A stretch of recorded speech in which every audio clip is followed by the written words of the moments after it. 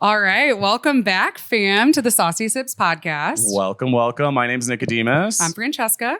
And we have our good friend here, David Lesh. David Lesh. Welcome. Your good friend. Did you just meet David? Yeah. No, actually, this is the second time I met you. We met just briefly when you were at RMU, but yeah, Yep. Good friend. I mean, whatever. It's We're all friends. we're all friends Yeah, here. it's a small world. It's like, David, how you doing? Good, man. Just been traveling all summer. It's been fun. Yeah. so we are actually set up at David's warehouse, even though it looks like we're on like a Good Morning America like kitchen set. Yeah. But Or maybe we're in IKEA, whatever. Same difference. Yeah. Well, it was funny when I went to use the bathroom over there, I forgot that I was not like in a warehouse, So like when it came out, it was like, oh wow, like it is a set. But no, we have been wanting to have you on for a long time. And I feel like in Colorado, you're kind of under a microscope. Do you feel that way? Yeah, I mean, I think there's a special amount of attention that's been, directed my way just in the last couple of years from all this media attention. Yeah. I was actually out at this wedding party, and I met someone who works for like a local news station here in production.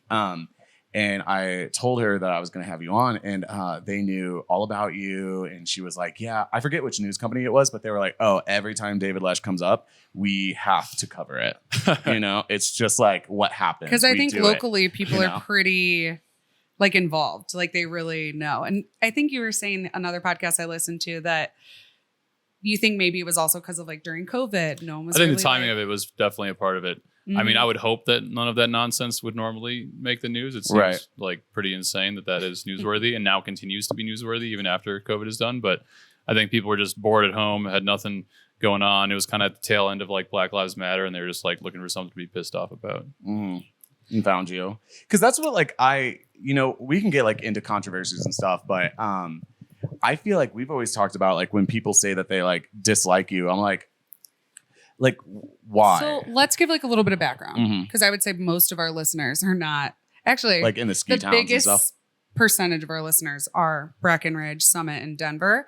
But I guess like a little background on David. So you were a professional skier, then started an outerwear company, which we'll have you kind of go through that. But basically the reason people have such strong opinions about you is you've done like crazy stunts for PR or not PR. And then they've just, I don't know, like decided you are like the face of like hating the environment. Yeah, I've become like a poster child for like destroying the environment somehow, even though I love the environment and actually do what I can to protect it. But yeah, it really all started. I had a very kind of PC, well-liked image when I was a pro skier in the industry, and I was very keen on not burning bridges in my in a very small industry.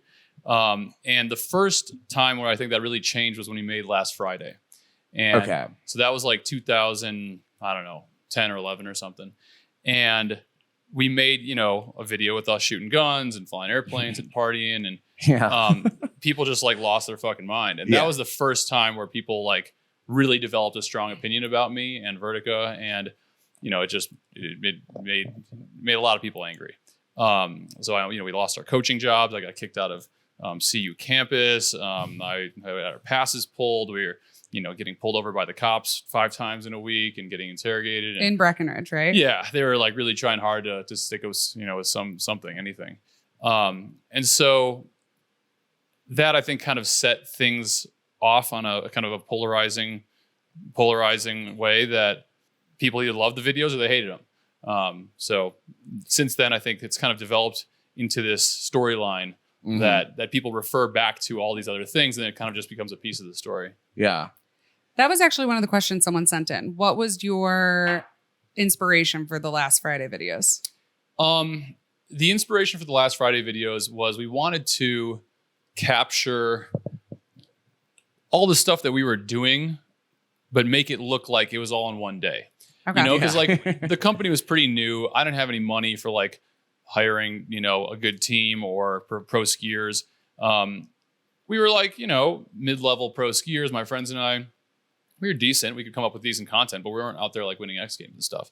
And so we wanted to create cool, interesting content that would make people talk and kind of just capture the stuff that we were doing on a day-to-day basis, but make it look like it all happened in one day. Mm-hmm. And, everyone had been making these stupid, ski movies for decades where it was just literally skiing to music. There was no plot. There was nothing interesting. It was just the same shit over and over. I'm like, there's more that can be done with ski movies. Like there can be interesting, there can be humor, and there can be excitement, and there can be stunts, and there can be cool, cool stuff.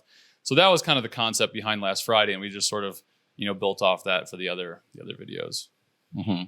I thought it was funny. I mean, when I watched it, I feel like it was clearly like humorous and funny, and you were definitely like exaggerating a lot of the things they are with like the 2 naked girls in the bed and stuff like that, like all in one day with the guns. I mean, it was like over the top. I don't know why. Yeah, I thought it was hilarious. I thought, other people would also find it hilarious, but I didn't realize how miserable people are and how critical they are, and how quick they are to just, hate on somebody else who's having fun and doing, maybe the things that they want to do or being successful or whatever it is. I did not expect the reaction that we got from that video. Well, people also were like trying to say you were shooting guns like around the neighborhoods. Like, I'm not a fucking idiot. Like I'm not shooting into people's houses. You would also be arrested like immediately. Yeah, I mean, maybe somebody probably would have like been like, "Hey, a bullet came through my fucking window." Yeah, possibly. In our sleepy little mountain town. Yeah, I know. Like, I feel like it's easy to, like you obviously would have pissed people off with that. That's like what's weird about your career is because, and like the way that the media portrays you, because when people say that they like dislike you or something like that, they act like, people either love you or hate you, and they act like for like whatever you did, it was really unethical. Like it's not like you're in like these like crazy like like rape allegations or like you stole from someone or you did do something bad to the environment. Like it's really nothing. It's more of like, I guess like a flavor more than it is wild. I mean, it really is nothing, and in the scheme of like everything, it actually is like nothing. I'm not out there like clubbing baby seals to death or like raping people. No, I feel like people act like you personally like kicked their dog, right? Or like killed their dog, and I think that like, that shows. Such. I mean, we brought it up. We're like, oh, we're having David Lush on next week. Sorry, not to interrupt you. And people are like, oh, fuck that dude. And I'm like, we're like, why? And they're like, he did like that and that, and so he stood on a log, maybe. Yeah. So for maybe the background, like in a lake. I'm not sure though. Maybe that was fake. But then I'm like, oh, like that was photoshopped, and they're like, well, it makes me hate him more that it was photoshopped. That's what I've heard a bunch, and I'm like, what do you mean? And they're like, well, like the fact that he like pretended to like defile Mother Nature as a joke and profited off it like makes him even worse than if he actually did it. And I'm like it's literally like mental like gymnastics to try and. I don't know. I think some people feel stupid that they've been had. And so that they're pissed already because the media told them to get pissed. And then when they find out that either it's just a nonsensical thing, it never happened, or they've been kind of manipulated a little bit for my benefit or whatever it is, then I think they get even more angry. They're at, the wrong end of the joke. So of course, then they have to kind of, stand behind their view even stronger. So I also feel like the big reason, or just people say that they don't like you, is they're like, oh, well, like he's only successful because like his parents gave him money to start his company, which is also, even if someone's parents did, I don't think that's a reason to talk shit on someone for having a successful company, because a lot of people have money who aren't successful. But even to the point where like I had known you prior, and I've like said to people, I'm like, actually, no, that's not true. And they're like, no, like I know for a fact that it is, because I know someone who like dated someone that like he knew, and like I know. And I'm like, but I guess could you kind of walk us through your whole upbringing? Because it's so interesting. I had no idea. I was born in Chicago, and was living at my grandparents' house at the time with my parents. And then we went to India when I was about 6 months old. My parents were studying music and art there. India. Yep. That's so fascinating. Good old India. I know you are well acquainted with India. So we were in India for about 5 years and went to school there, speaking Hindi and Marathi. We lived in a little tiny apartment. My sister was born in India. And I was just kind of hanging out with my parents and going to school and making art with my dad and music with my mom and just kind of being like a little hippie child. Our total family budget was $4,000 a year for everything. That included airfare back to America once or twice. That included, our rent, our utilities, food, everything. So we were, for India, $4,000 for a family you can survive on it for sure. It's not the same as here in America, but we certainly weren't well off. We didn't have a car or anything. Gulf War happened. We came back to Madison, Wisconsin, lived with my grandparents again. And my parents got jobs in the schools. My dad was teaching art. My mom was teaching music. Eventually got our own apartment, 4 of us in a 2-bedroom apartment in kind of a beat down area of Madison. And then eventually got our own house and, grew up. My total combined family income when I was growing up was in Madison was maybe $26,000 a year before taxes. So we were on food stamps. We didn't have a car. We were like below the poverty line for sure. Graduated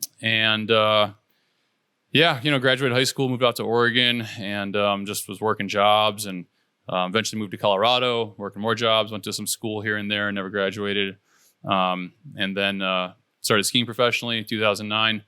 Started my company, which did well pretty much right off the bat. But before I started my company, the most I had made in a year was like somewhere between 12 and 15 grand. So that was like, eating ramen and rice and beans and not being able to put gas in my car and that kind of thing. Like kind of like true ski bum. Oh yeah. True ski bum for sure. Mm-hmm. Yeah, which is great. It was like awesome years. I was traveling around on somebody else's, dime. It was great, but I had never really had the freedom that I wanted in life. I didn't have the money to do the stuff that I wanted to do. Yeah, and I guess to the haters, they'll just say he's lying.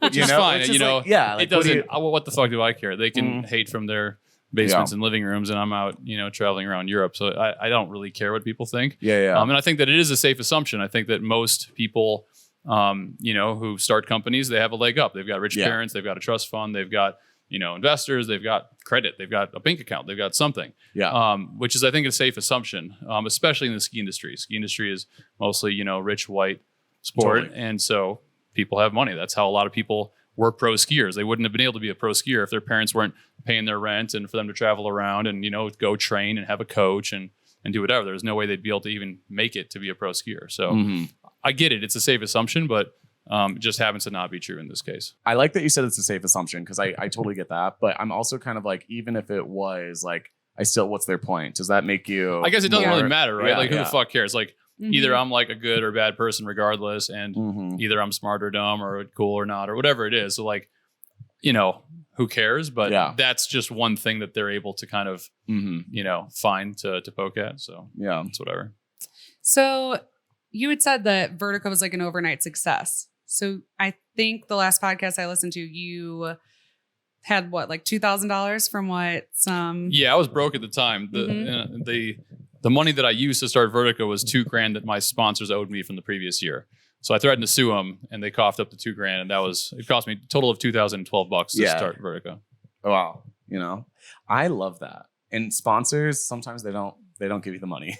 You do have to get a little aggressive. I threatened to sue Vail. I was skiing for Keystone at the time. And they owed me $500. And the fucking Vail Resorts, the billion-dollar company, would not cough up $500. And so I threatened to sue them. And that was, they begrudgingly did cough up the $500. And that was the last time that they ever gave me a free season pass. Oh, so funny. that was it. And I never rode for Vail again. And they never gave me another pass, and that was fine. That's a big thing for influencers. So before, when I was living in New York, that's what I did, was influencer marketing. And I worked for a pretty big agency. And actually the reason I ended up quitting my job is because like my agency never paid influencers. So I was the girl who was like they would eventually, but like months later. So I would hire like hundreds of influencers a year for all of our different clients. And I was like their point of contact. So they just know Francesca at this agency, she's the influencer girl. And like in New York City, like it's actually kind of like you think it's a big town, but it's actually kind of a small town. Everybody like knows each other, especially in the influencer world. Well connected and stuff. Yeah. Because they all go to the same events. It's like if you need like fashion girls in New York, they all know each other. And then like I was like known, it was like, don't work with her because like her agency won't pay you. But it was like that I won't pay them. And my boss would get mad at me because I'd be like, hey, like I've gotten 9 emails. That sucks to be the one on the hook for all that. Yeah. But then my boss would be like, I don't want to fucking hear about this again. And I'd be like, cool. And then she'd be like, where are those influencers for the next campaign? Right. And so I think like sponsorship influencers is kind of related. Totally. But it's crazy, these huge companies, because I'm like, shit, like the amount of money, because I knew what her contracts were, the amount of money she was bringing in, and then she wouldn't give some girl $700 that she might need for her rent. Right. Yeah, it's fucked up. Totally. Nuts. Yeah, not cool. How many years did you ski professionally? Maybe 5, something like that. Yeah. 5 years. We talk a lot about like the hate that you got, and I'm like, we were talking about this, like, we don't want to like sit down and just be like, so people dislike you, but we did get a lot of like, I've heard a lot of good things about you too, and people wrote in good things about you. But one thing, some dude tried to like hate on your ski career, but it was like the weirdest comment, and he just kind of said, does small flips. No, he was like, he's like, oh, professional skier, but like does a front flip off a small little ramp from the video that I posted on my story, on our story. And it's like, I was like, well, he is a professional skier though, And then I went to the guy's profile, and he wasn't very athletic. Didn't seem like. I was like, if I were to bet who is the better skier, I'm gonna go with David, but I don't know. Yeah, I can still get down a hill pretty good. Yeah, I'm not that good. It's okay. As long as you have fun. I have fun. Like I can do like lake shoots and like, double blacks. As long as you can get down everything, that's all the better. Yeah. That's, I think, what one way or the other, we just get down. No one wouldn't invite us on a trip. Like we couldn't keep up. Right. You don't want to be the last one. It's not going to be in style, but like I will keep up on the hill. Yeah. That's what I might be like crying or like shitting my pants the whole time. Yeah. But I'll get down there. Yeah. That's all. I would never do that. How'd you get into flying? I wanted to fly since I was like 2 years old. Oh, really? Yeah, I thought I was going to be like a commercial pilot when I was a kid. Yeah. And I didn't have any ability to like take flight lessons or, my only other opportunity to become a pilot was maybe to go into the Air Force. Oh. And there was like no way I was going to become, a military kid and do push-ups for some drill sergeant and go that route. That was like not going to happen. And then I became a felon like immediately after I turned 18. And I don't know if you can I don't know if the military will take you or not. You can't own a gun, but I don't know if the military cares. Anyway, it was that like from the shopping cart thing. No, it was a felon. I mean, my first felony was from running away from the cops on a crotch rocket. Really? In Oregon. A small little. Yeah. Apparently, if you run away from the cops in your vehicle, it's a misdemeanor. But when you get out of your vehicle, then it becomes a felony. And I was just like standing next to my motorcycle, and the dogs came at me and they found me. And anyway, I had no money for a lawyer and I got fucked. But that is so you. It's because like for those of you who don't know, like crotch rockets are those tiny motorcycles that like little you clowns had one. ride. Yeah, no, a crotch rocket. That's a mini bike. Crotch rocket is a fucking 900cc, 1000cc race bike. Yeah, it was a race bike. Yeah. Oh, it was a race bike. Yeah. Oh, I thought it was. No, you're thinking of like a pocket bike. Pocket bike. Pocket rocket. That's what we called yours. Oh, well, I thought that was funny. I was like, wow, that's like, I was like that. I was going to say like, that sums up you, like, like you get in trouble for something, but in the funniest way. No, it was a crotch. I was driving fast. All right. I was driving fast. Had a girl on the back. Oh no. Yeah. Didn't go over well. Then you each ran separately. We didn't even run. We just got off the bike and stood next to the bike. It was in this person's backyard, and they created a net and they came in with the dogs, and the dogs almost fucking bit my head off. Anyway, so, oh man. Yeah. It's fucking terrifying. Whatever. So anyway, to answer your question, I didn't really have an avenue to become a pilot. Yeah. And so I just kind of put it on the back burner for a while. I got into like RC airplanes when I was in middle school. Took like one or two like introductory flights, Young Eagles flights. An old guy at my model airplane club had a home built airplane that he took me on a flight for half an hour into the grass field in Wisconsin, which was cool. So I definitely like knew that I wanted to be a pilot, but I just didn't have the money to do it. Yeah. And the military was out, so I just kind of put it on the back burner, and then I started my company, and that was like the first thing I did was sign up for flight lessons. What does that all entail? You buy a ground school kit, you go find an instructor you like, and you go fly around. So that's like a lot of flying. It's right? not. I got it in 35 hours. It's like oh wow. Oh, that's not crazy. I don't know why I thought it was like hundreds. I mean, it's based on proficiency. So if you suck and you don't take many lessons in a short amount of time, and you stretch it out over years, you could do it in hundreds of hours. It all depends. Okay.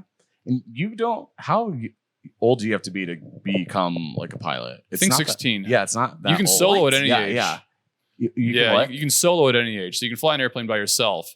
Like I think there's like a record, like an 8-year-old girl or something. There's been a couple parents who have like gotten their kids to solo really young, and like one or two of them died. It's kind of a fucked up thing to try to like break the record of like youngest solo. I think it's like 8 years old or something. But anyway, you can solo at any age, but you can't get your license until 16, I think. Okay. Yeah. Well, sorry, go on. No, I was gonna say, for people who don't know, you have your own plane, and I feel like I follow you on Instagram, so I feel like you go somewhere like every day or two. Yeah, I fly a like. lot. You buzz around, Yeah, man. I'm Like always you'll go cruising somewhere around. for lunch. Yeah. And then fly back. For sure. As one does. Yep. See, this is such like a crazy world to me. So you were in a big controversy for one of your planes crashing. Yeah. The engine failed. So for the people to catch you up, the engine failed and you emergency landed it on the Pacific Ocean out of Half Moon Bay in California. And a lot of people thought that you did that for clout. Like you. Yeah, they thought I did it for publicity. Yeah. Which, I think is kind of like a knee-jerk reaction to just like seeing all the other videos and stuff online. Yeah. You're like, oh, this guy owns a company and he's on TV doing these interviews wearing his, Vertica shirt. So obviously he just like did it for, publicity. It's like, well, use your brain for 2 seconds and you'll see why that doesn't really compute. Yeah.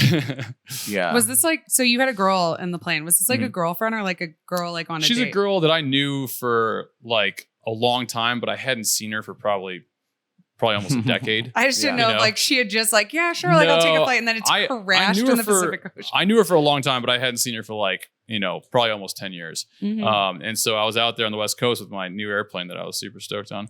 And I was like, hey, we're going to go like, fly around for the day. We're going to shoot some photos of my plane over the Golden Gate Bridge. Like it's going to be, a fun day. We're going to go to Santa Barbara, have lunch, fly along the coast. Mm-hmm. You want to come? Oh yeah, sure. Great.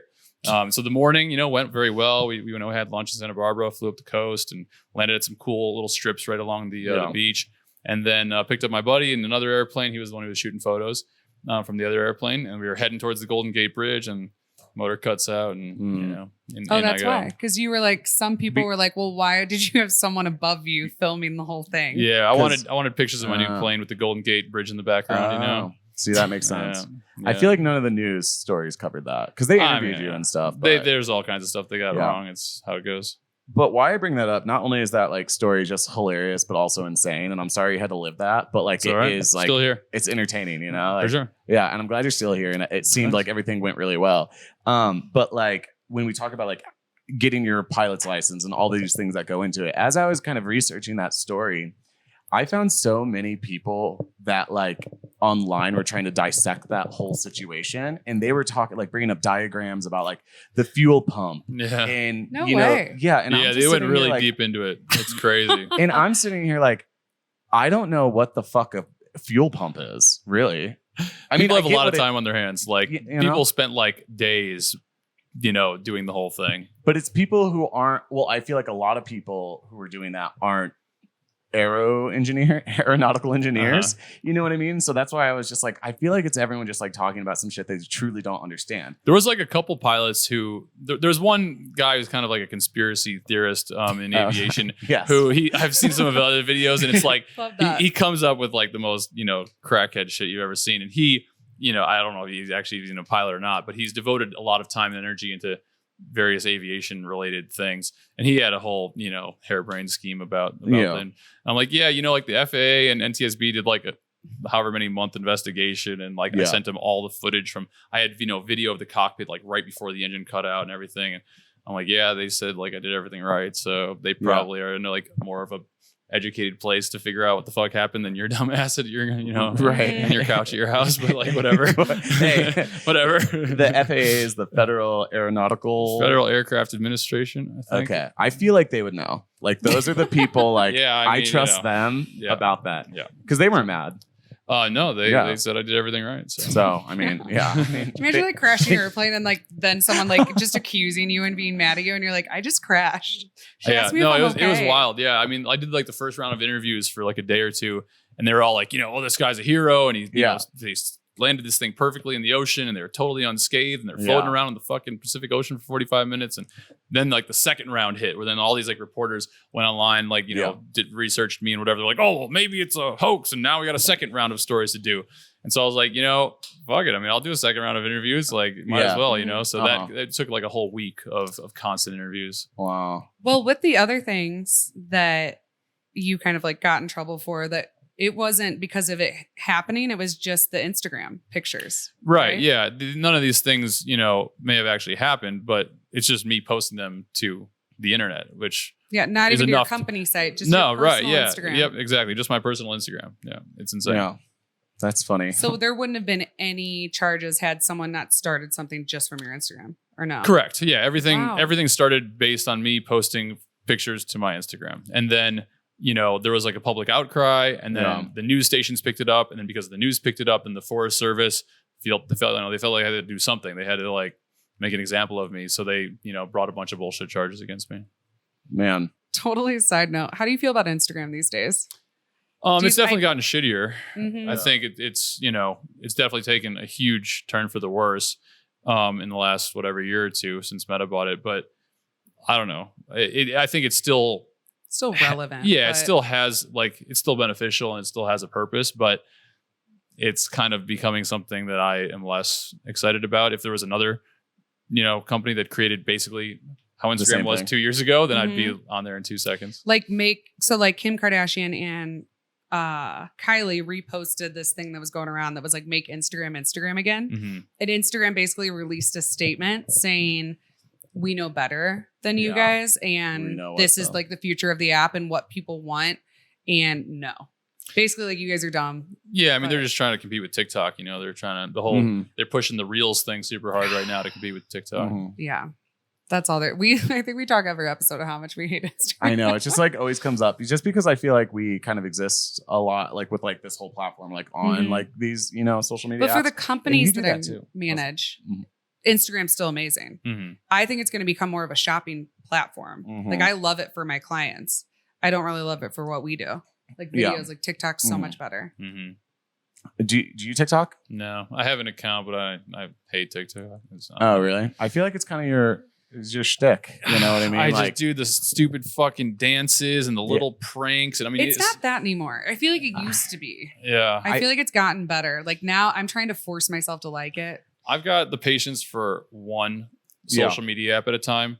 It started with MySpace. Yeah. And then it became Facebook. And then it became Instagram. And it's still for me, Instagram. I have to go so much stuff going on. I'm not trying to keep up on 3 or 4 different apps. It's too much. Yeah, because it's not your main thing. Mm-hmm. You're not. I've got other shit going on. I'm not. I look at my phone too much as it is. Yeah. Right. Because you hate when people, of course, call you like a social media influencer. You're like, really? Yeah. I mean, it's like, sure, okay, cool. So Vertica is for everybody who doesn't know, on your shirt, Vertica is the outerwear company that David owns. So that's kind of your main thing. Yeah, Vertica, has been my main thing. I've got other kind of hustles that I've had going on and still have going on, but yeah, Vertica's main thing. Yeah. Well, I feel like, where'd you get the name Vertica? First question. Vertica is like a combination of vertical Colorado company smashed together, or virtual Colorado company. It's kind of okay. Yeah. I wanted a 7-letter or less unique name, that the social media handles were available. The URL was available, .com URL. Yeah. And just something kind of unique and searchable. So do you think all the PR absolutely, bottom line, has helped you? Or do you think some people I think it's a net positive. I mean, who's to really say? It's hard to know. But our sales are good and the company's doing better than it ever has.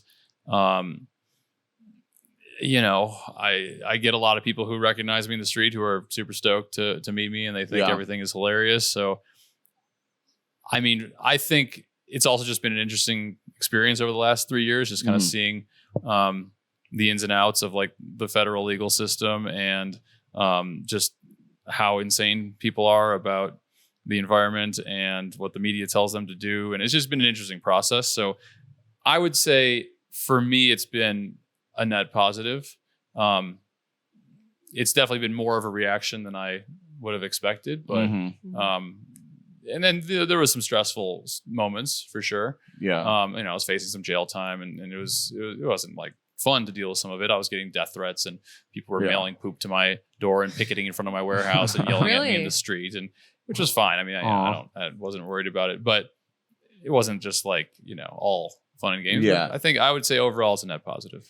Have people come up to you on the street very negatively?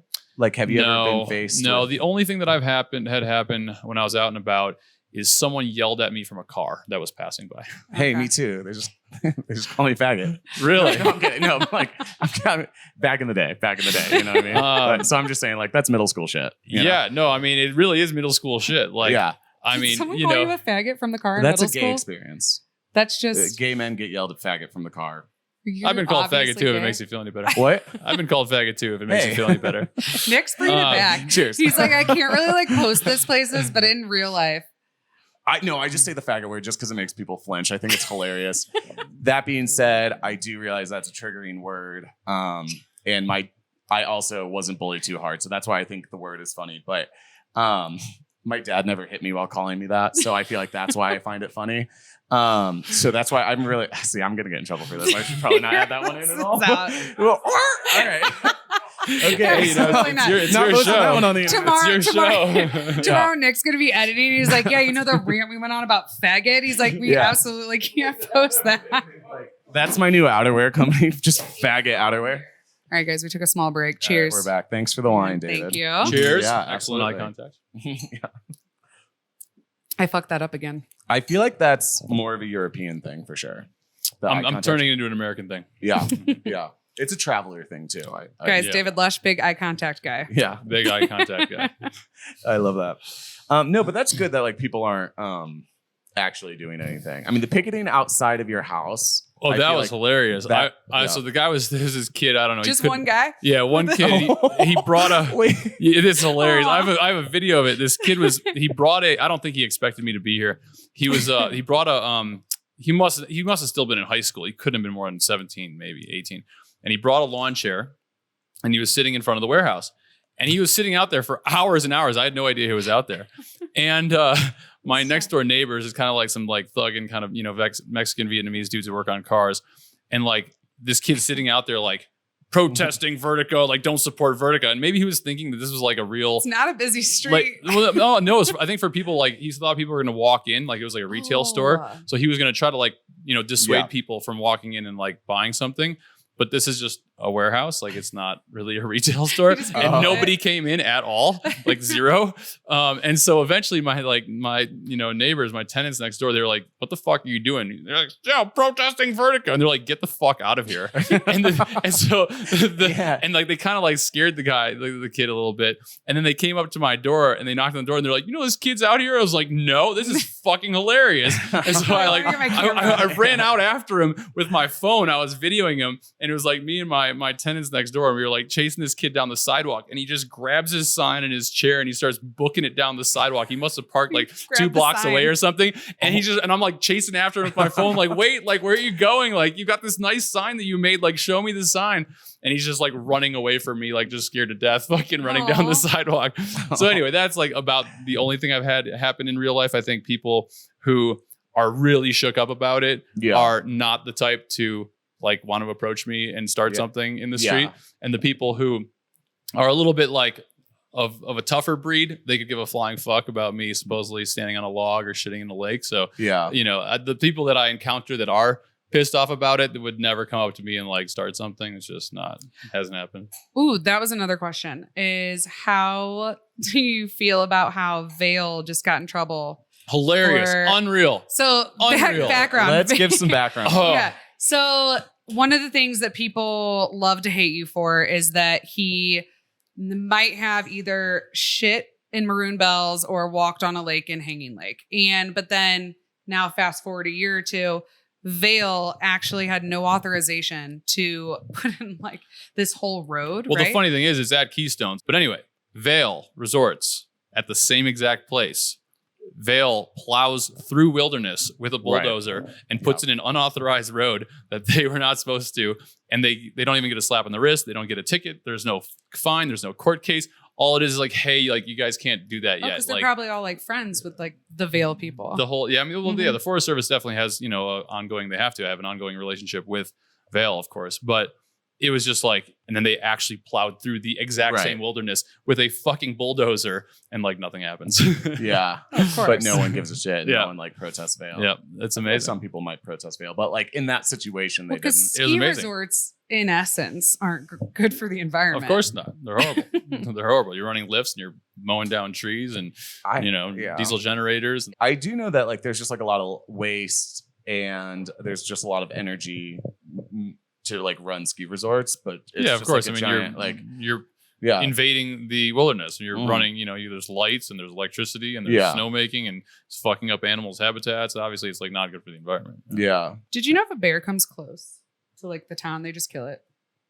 Really? I didn't know that. At least in Aspen, I've been following that. Oh, really? So like people not locking their trash cans. Sorry, random, but is like directly affects the bears because if you're not locking things down and you're drawing them in, especially the restaurants and stuff, they'll just euthanize. They just euthanized last week, maybe 2 weeks ago, like a mom and 3 cubs. Wow. And someone got a picture of them like in the dumpster.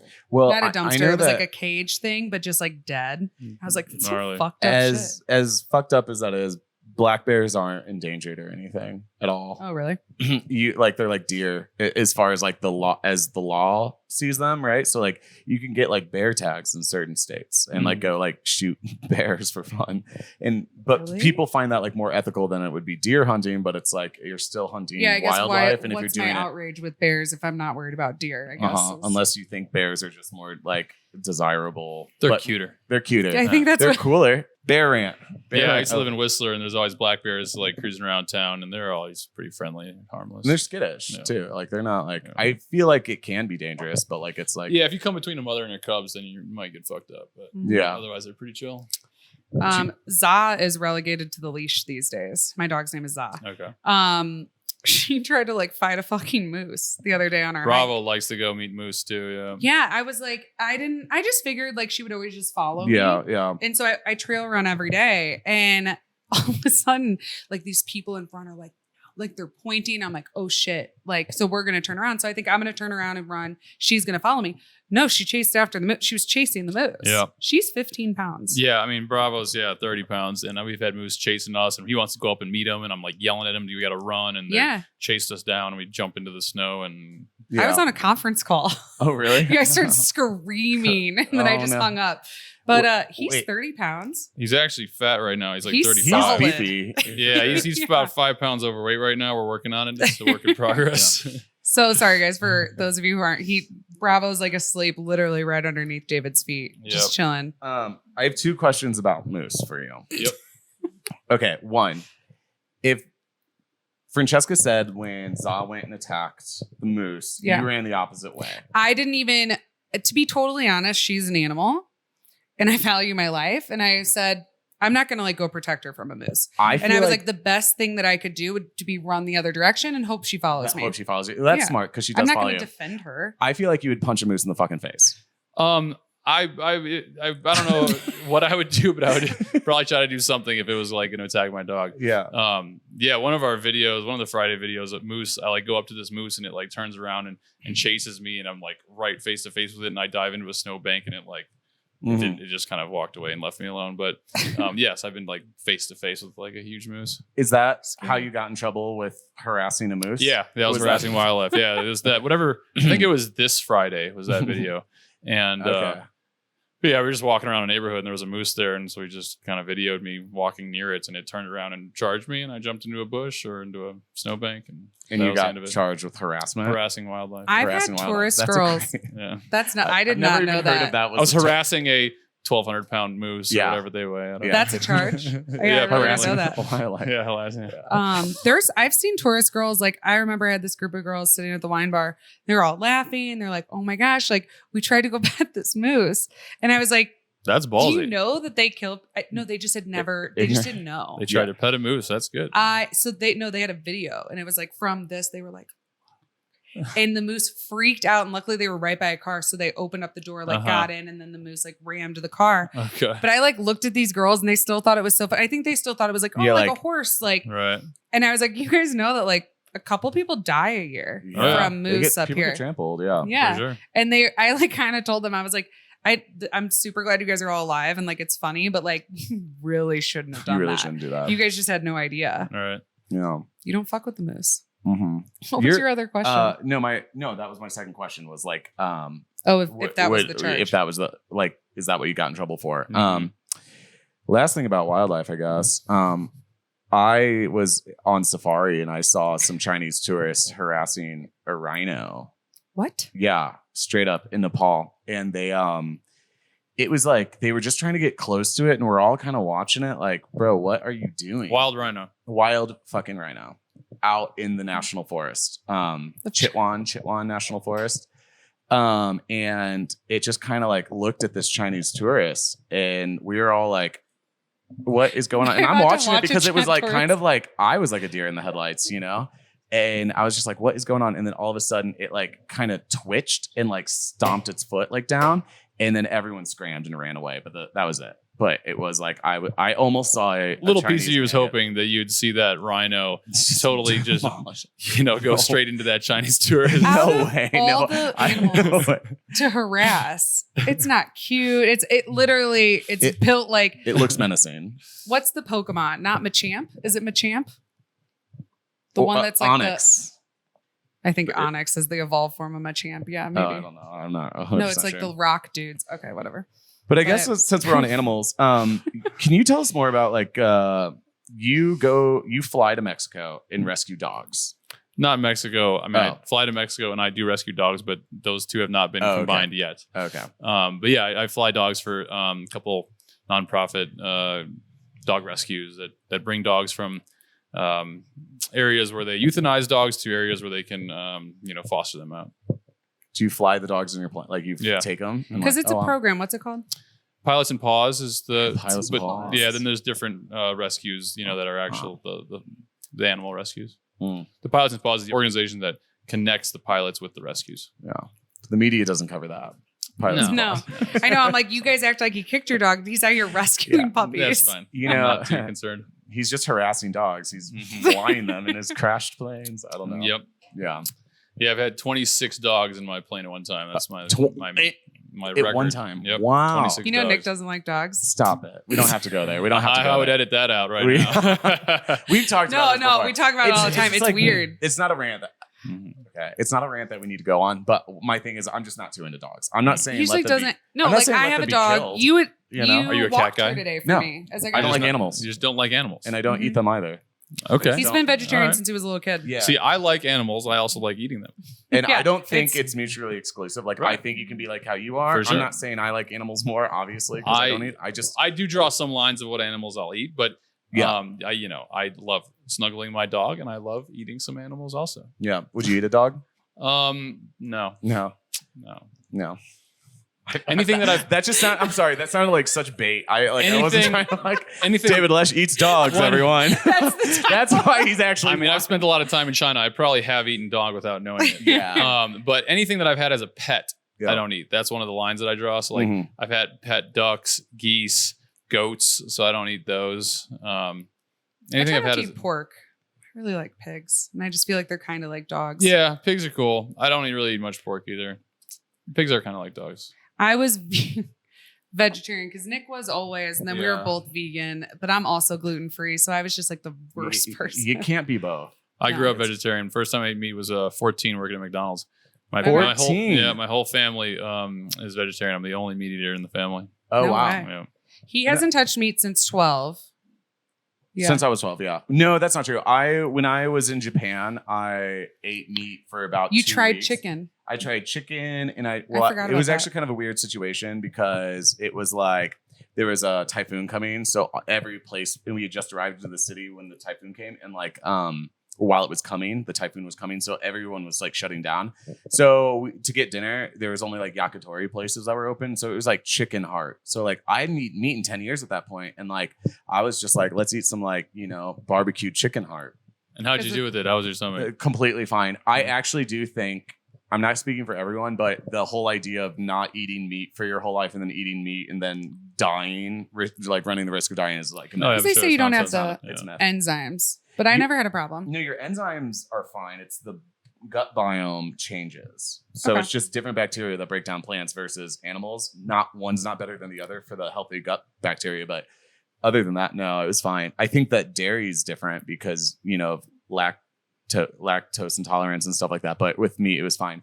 But it was good just to like eat meat for like 2 weeks, just try it out. I guess because I had been doing it for so long, like do I really want to keep doing this for the rest of my life, or like I was just revisiting that belief. Do you eat fish? I just started. about a year ago, 2 years ago. I feel bad sometimes when I eat some animals. I feel like zero bad about eating fish. Well, Nick and I moved to Aspen and he started eating fish. And so he was like discovering, like, think if no one, because like when you're like 10 and 11, you're not really eating lobster. Yeah. You're like a little kid eating Lunchables or whatever. I was such a picky eater too. We're in Aspen and Nick's like, have you guys tried lobster? And then for every meal, that's all he wanted. I know. Turns out it's expensive. You can't eat lobster disgusting. every meal. Lobster is a fucking sea bug. Exoskeleton, disgusting sea bug. Yeah, for sure. They used to feed the servants. They used to feed the servants in England lobster because that was the cheapest, most disgusting, bottom feeding piece of shit, cheap thing that they could feed people. And it got to the point where these servants in England were revolting and they got together and created, I don't know if they went on strike or whatever, but they created a law that said that you could only feed your servant lobster a maximum of 3 times a week. It was like, I think it was three or 4 times a week or something because it was so disgusting and so shitty. Demeaning. Yeah. Yeah. And so they created a law that you could only feed your servant 3 or 4 times, whatever the fuck it is. But there was a limit about how much you could feed them lobster a week. I'm glad you brought that up because I think that is really an interesting point of just like how we view meat, in like how a lot of it is marketing. I will say that there is something like with like steak dinners. I think that there is something like we are having like it's special. Like we're having like a big steak dinner, and that's we're and lobster's kind of like that. Right. But I still feel like lobster is just kind of more marketing. But I feel like with my taste in fish, I like shrimp. I like lobster. I like that gross little bottom shit. I'd rather do catfish than salmon. Okay. You told me you were going to stop eating anything tuna. with I'm done with tuna. Because they're like... You might almost stop eating anything with eyes. You're like, I think I feel weird with it. Besides lobster.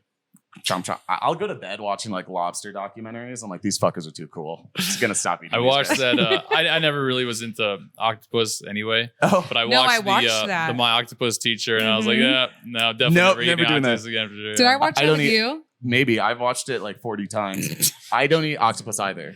Yeah, no, I was never. That was just another sea bug for me, so I was never into it anyway. But they actually are like very smart and kind of cool animals. They're interesting. I mean, they're not like real. Yeah, it's like an alien. Yeah, no, they might be. I mean, we don't know. I mean, they might have like how dolphins might be time travelers. Yeah, but then I think they travel to a different time where like China's not killing them for sport. But do you hate any animals? I feel like you have a lot of no.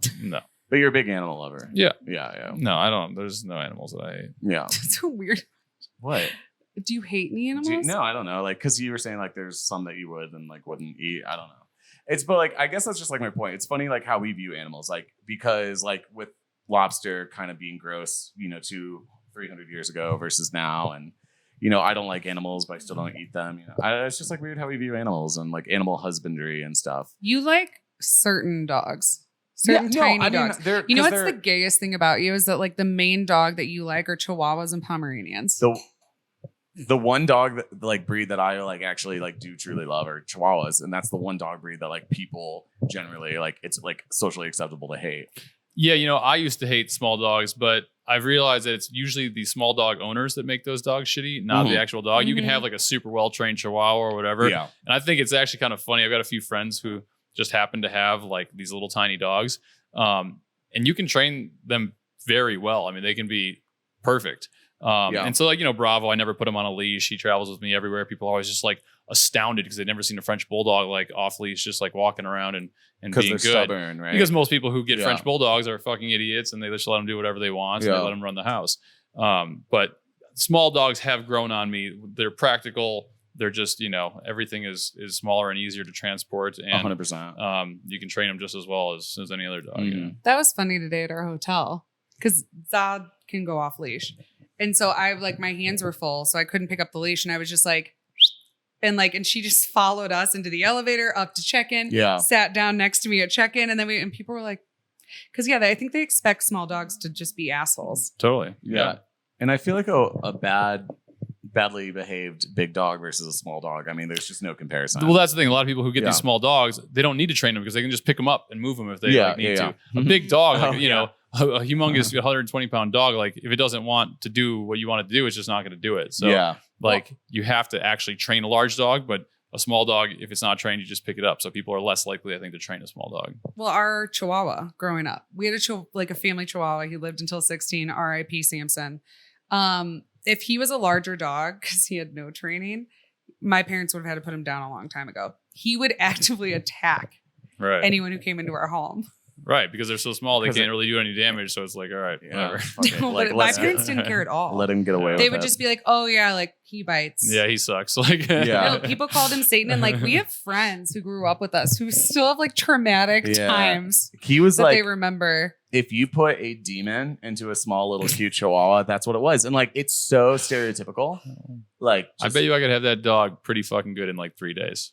Oh, I don't know. I bet you I could have that dog pretty good in 3 days. I mean, someone gave up this dog. They bought him for a couple grand. What? They had him for 6 months, fell in love with him. They had to get rid of this dog. He was so unmanageable, so insane. Yeah. They gave away their beautiful, purebred French bulldog they paid thousands of dollars for and fell in love with for 6 months because he was so unmanageable. You rescued Bravo? I didn't know that. Yeah. Within 3 days, he was off leash, good to go. Wow. Yeah. Wait, I love that. Yeah. And now look at him. He's a potato. He's a potato. I don't know. Yeah, I feel like sometimes Samson the Chihuahua would like love people instantly. And like, maybe you're one of those people. Maybe not. He's dead, so we can't say. Okay. Well, if you get another shitty Chihuahua, send him my way and we'll see what we can do. My dog just because I did rescue Za from Mexico.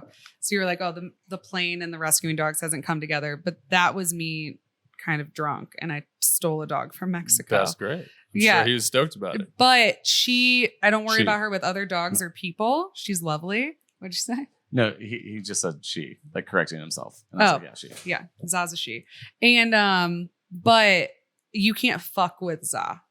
So if I just say she's from the cartel, I'm like, that's just what she does. Yeah. So she would never fuck with me because she respects me. But if someone's gonna kind of like if she had a bone and someone came up and they like were too nice about it, like I could take her bone away. Right. Or anyone who like had a presence. You have to have confidence. Yeah, then it's fine. But if someone kind of like was messing with her while she was eating, like she'll bite you. And I'm like, she's from the cartel. I'm like, I don't know. She's from the cartel. Yeah. I love that we've gone on a huge animal rant. And I feel like the next Vertica endeavor is like... Wait, the next Vertica endeavor is a dog toy. That's not a Vertica endeavor. I'm sorry, I didn't mean to say that, but I did remember that your next like business thing is that you're patenting a dog toy. I patented it 5 years ago, but I'm finally making them now. Oh, okay. Cool. What is it? It's a frisbee launcher. Oh, cool. So I've got the patent for picking up and throwing a frisbee without touching it. Like a skeet shooter sort of? Kind of like a chuck it, but for frisbees. Oh, yeah. Cool. A chuck it for frisbees doesn't exist? No. And you have the patent. And I have a patent, so nobody else is making one. Yeah. That's what our parents do. They like get patents on shit. On kind of like ideas that you would think, right? But actually, I think the funniest thing our parents have a patent on, they've done nothing with, is like, beer bongs that have a valve. Mm-hmm. They own the patent on that. That's hilarious. Yeah, but like, who are they gonna? Whatever. Yeah. I actually didn't know that, to be honest. Really? I've never heard this. Yeah. So so not a regular beer bong has to have a valve. Okay. Mm-hmm. But they originally had gotten it patented because they also have like a Christmas tree water plant patented. Yeah. That was just a beer bong. Yeah, pretty much. But then you can put everything that they have a patent on is a beer bong. Our family company is Jello shots. Okay. They have the world's first patented Jello shot maker. And their next thing now is a shot dispenser. Okay. That's just kind of like my dad. He was on a men's rugby team, so I grew up with 30 uncles. We were raised. So my parents had me at 19. Yeah. And my dad's been on the same rugby team his whole life. And basically, we were raised by my parents decided to have me and get married, and we were raised by this rugby team of men. So that's what we did every weekend and everything. For sure. So yeah, Jello shots, drinking and partying has been a big part of our lives. I know. Since we were little. We were just raised this way. All right, moving on from the animals. I know. Safari. We've already had a safari episode. I know, the zoology episode. This is a safari episode. We accidentally sat down and talked about animals once for 2 hours. It really wasn't planned. We just accidentally talked about animals forever. But okay, so Vertica, your company. I don't personally own any, but I think I'm gonna start. And the reason why I have worn a lot, my old roommate, my drug dealer landlord roommate, nymphomaniac psychopath. Yeah, that one.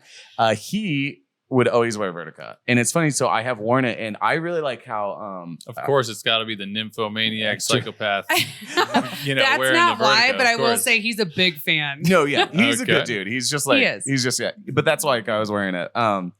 Not that that's your target audience, but I really like, I wore he had two different kinds of bibs, which are like snow wear overalls that you wear snowboarding. And they're like really like thick. I really love like thick kind of tactical clothing. Like that's why I love like Carhartt and like Levi's and stuff. I'm not really into the whole Lululemon like super soft, only like easy breezy kind of deal. And I feel like your snow gear like is like it's like tough. Yeah. It's tough. I made it to be. We have I think the only insulated 3-layer outerwear in the world. Where the shell is really thick and beefy and you can ski through a tree and it's not going to rip your jacket in half. Yeah. But it also still has a liner and insulation, so it's warm. We still do have shell stuff that people like to layer up, but my concept was like boxers t-shirt underneath and you can be good and no matter any weather, however cold it is, like you'll be comfy.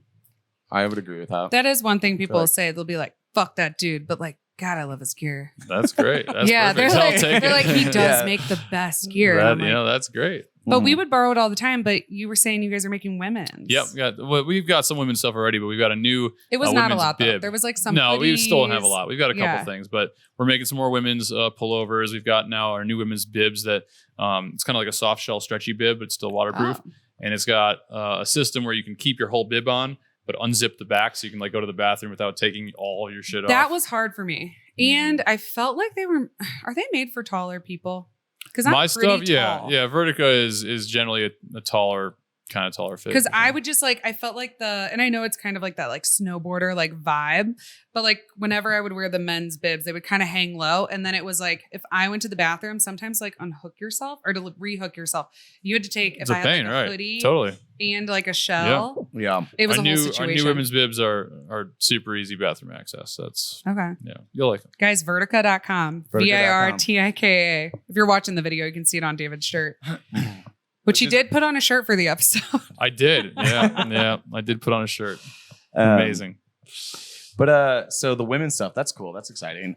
Do you have any more upcoming things that you're doing? Like any good publicity stunts? For or- Vertica? No, I mean, I No. don't know. This whole 3-year series of events with the Forest Service continues to go on. So I'm sure there'll be some more stories that are done on that. There was actually just a couple articles in the newspaper this week about it. So that'll we're appealing the case now. That'll keep going, I'm sure, for a little bit.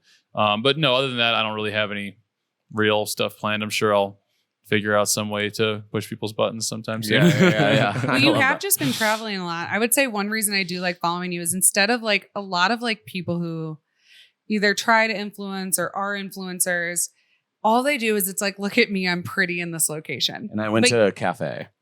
Or You know, that, like- yeah. like Or it's just photos of themselves. You always, I feel like I learn stuff from your Instagram. Yeah. Like you always post like where you're at. Like, where was it? Was it in Mexico? Like the longest gondola kind of thing that so many people take a day to work. Mexico Just City. like you always post like almost like little tiny paragraphs of like the entire place that you're Yeah, at. people love that. I've started doing that more recently. Like I'll be in a place and I'll look up like the history or some cool thing that happened there or whatever, Yeah. some like interesting stat about how much something cost or how many people this moves a day or whatever it is. Right. And so I'll post that to my Instagram. People seem to like that, a little bit of like history about what's going on. So Yeah.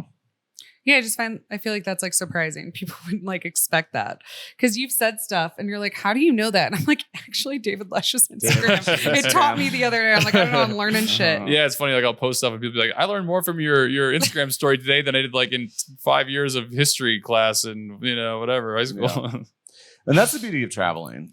And that's why I think social media pairs so well with traveling, especially if you're not like pretentious or weird. Sure. Or, Well, you know what I mean? also don't think you can be like a bigot if you travel. And I think that sometimes Yeah. when people don't, Yeah. you really can't. Especially like think of people who like make fun of like people who don't speak English perfectly, whatever. It's like go to another country. Tell me how you for feel. sure. Yeah, I think the world would be a better place if more people traveled. Yeah. And I think people would appreciate America more if they got out of America and saw how, the rest of the world operates. And Yeah. you come back to America and you're like, all right, America's pretty cool. Yeah. Like it's not Mhm. bad. That is so true. But any upcoming plans to travel? Where are you going next? I think I'm with going the to plan? Texas Blue maybe in a Hanger. week. Yeah, I've been traveling like nonstop for the past 3 months. So this is like my 1 week back in town. trying to get a few things done and caught up on. And then I'm going to go, I think, to Texas maybe next week, maybe Florida. We'll see. Wow. Just fly there. Yep. Throw the dog in the plane. Yeah. I'm trying to maybe buy a lake house in Texas. We'll see. So What lake? Lake Travis outside Austin. Mm-hmm. We've We've been on a double decker. Oh yeah. Yeah. Double decker pontoon boat. Yes. In between a music festival. We went down there with like 20. I used to work for Yacht Week in Croatia. So 20 like captains and chefs from Yacht Week. We all met there instead of our company party was in Amsterdam. We all canceled our flights and went to ACL instead. But I told all of them I was bringing my brother and they were like, that's fucking weird. And I was like, Nick's my best friend. He's coming. All right, let's go through a couple questions. This is a good one. So you seem to not be bothered by anything, not really give a shit about what people think. So like, what do you, David Lush, worry about? What do I worry about? Mm-hmm. Nowadays, not too much. I've got my setup pretty dialed. Yeah. My business is doing well. I'm like pretty financially stable. I've got some other irons in the fire that are doing all right. I don't worry about much. I've got a pretty good setup. I guess, there's always some lingering fear of, failure or going broke or, company going under or some just, residual fear of being unhappy in life or I don't know. But at this point, my setup is pretty dialed and I'm not too worried about anything. Too worried about it. Yeah. That's awesome. Yeah. We talk a lot about just with this podcast and stuff, like we kind of go like our platform is like sort of going on record and just saying things like I just told you a story about like me getting drugs in Austin, and it's like to us, like that kind of worries me a little bit, just a tiny bit, but I feel like you about like getting a job in the future. Or no, what? just like in general, just like, is that going to come back and haunt me? Like you literally said online for everyone to hear that like you've bought drugs, like, and like, it's kind of like this weird like line to, For sure. Most people have to be more careful about that. If they're going to enter, the corporate environment and they're going to have, a boss and whatever, they care about that. I threw that out the window, so long ago. And now if my company went under and whatever, and all my other business ventures, whatever, went under and I had to get a job, I'm sure I could find somebody to hire me. They're like, hey, this guy's pretty sharp. Like, I don't really care that he's a felon and that he's done, with all these crazy videos and posted fake pictures of himself to the internet. This guy can do something. Well, we actually brought that up on the last episode, just saying like, oh, next week we're having David Lush on because you had watched a TikTok. So I had watched a TikTok that like really resonated with me. It was, so someone was talking about how, when people get rich, they become assholes, right? And this woman was, made a video in response to that. It was like, when people get rich, they don't become assholes, they get honest because they can afford to be themselves. I've always been an asshole. Like, I'll go on record. I believe that. I'm not that you are, but just like you just kind of like aren't afraid to like, you know what I mean? I cared more about what people thought when I was younger, for sure. Yeah. But no, I mean, I think I'm a really nice guy to people who are nice to me, and I'm an asshole to people who are not. Yeah, for sure.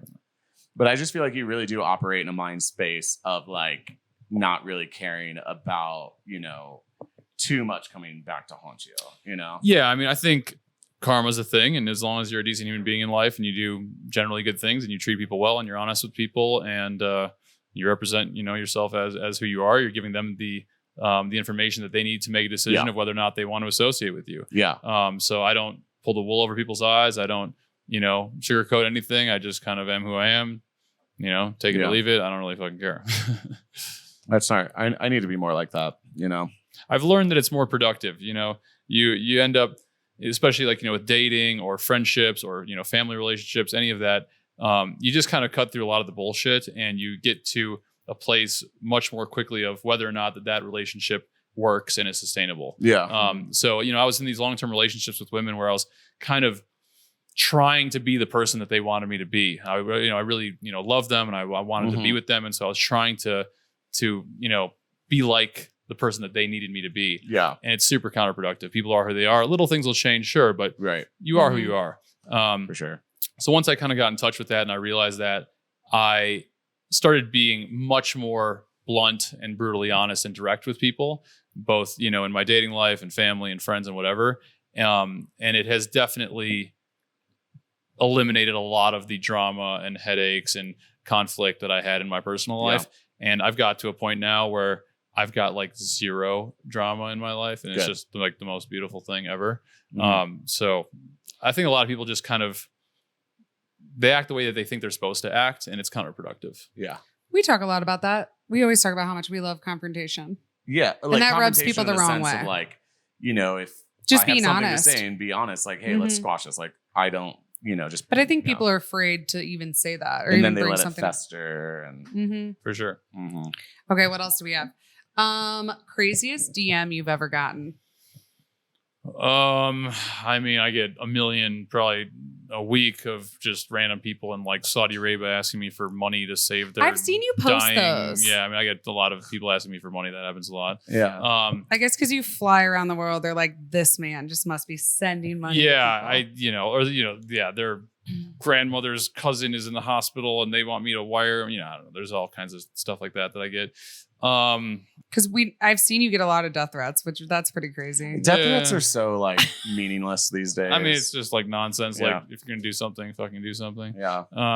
Don't talk about it, be about it. Yeah. You're gonna come over, motherfucker. It's like so funny. Like the address to the warehouse is online. Like, come over, dude. Like, you know, like be a tough guy. Come here. Pick it. Yeah. Do people lead with crazy things like that?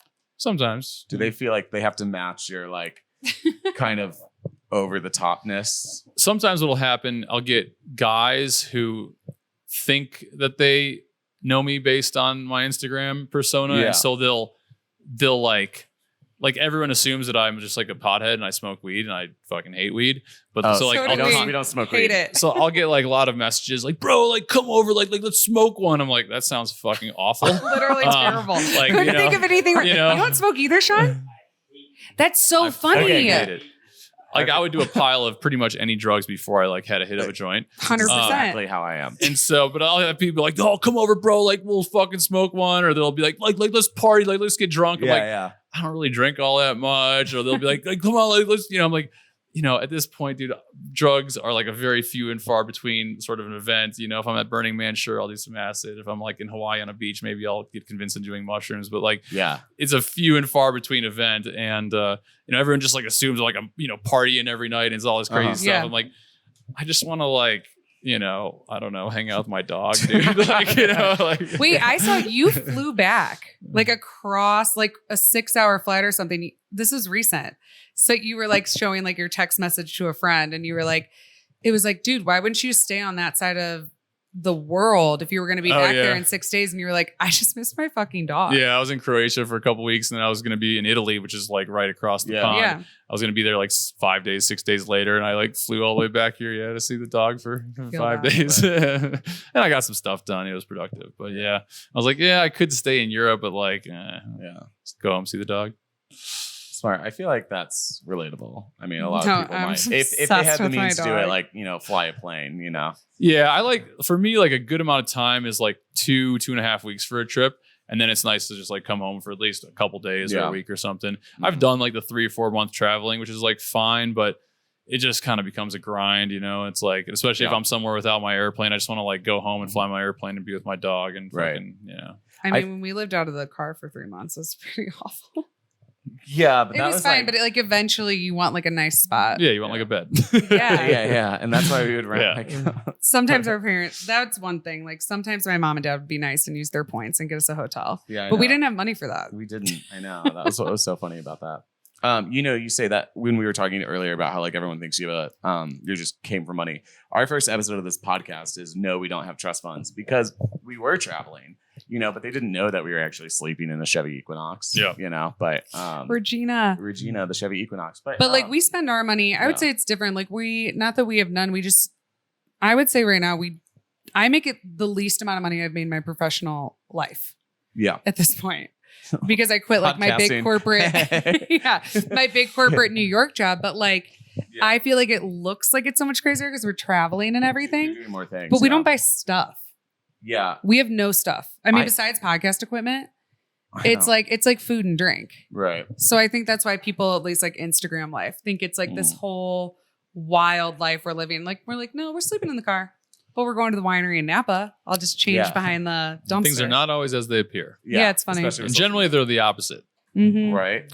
Especially with like, just like flexing on people. Yeah. Like if you have all these cars, I'm like, maybe you don't. It's really funny. There's this clown in Denver who was dating this chick that I know.